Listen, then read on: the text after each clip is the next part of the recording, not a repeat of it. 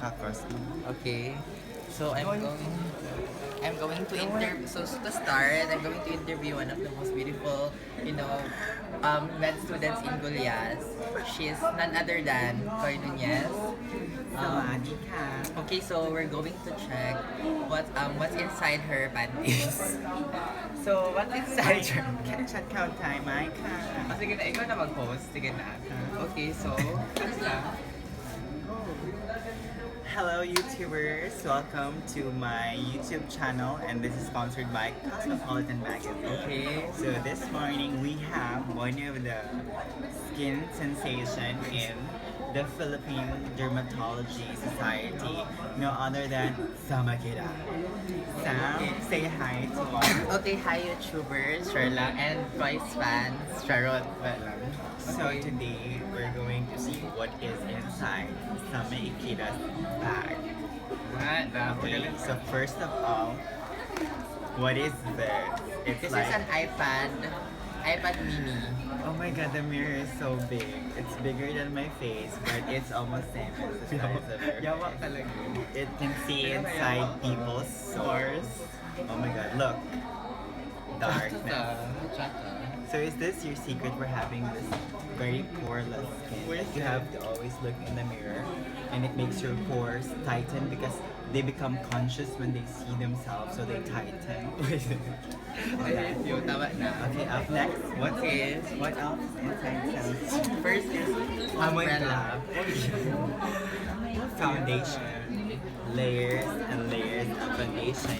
And you know, I always believe that baking is not only in the kitchen because Sam also has baking tools for the face.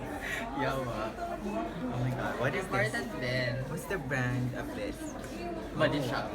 Body Shop. Ever Belena. Ever banana. And, oh my god. What is this? Powder foundation. Shiseido. So this is your secret for life.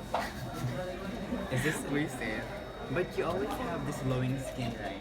No, trader ka. I hate you. So what? So this is what you use to cover your imperfections. My dark soul. I used to cover. What do you use to cover your bad attitude? Actually, for me, it's hard to cover, man. Actually, foundation can cover my bad attitude. That's why I'm using foundation to cover my. Then, up next is important is you have to have a pretty dildo. umbrella. I want. It's an umbrella at the same time a dildo. If you're horny. Oh my god. Is this umbrella patterned in a way that makes your pores smaller? Do we need no? What my viewers are asking? Do we need to have a flower patterned umbrella to have a tighter pores? Ano connection niya? Very Okay, nice. so I think stay tuned. Oh my god. Hindi yan sa akin.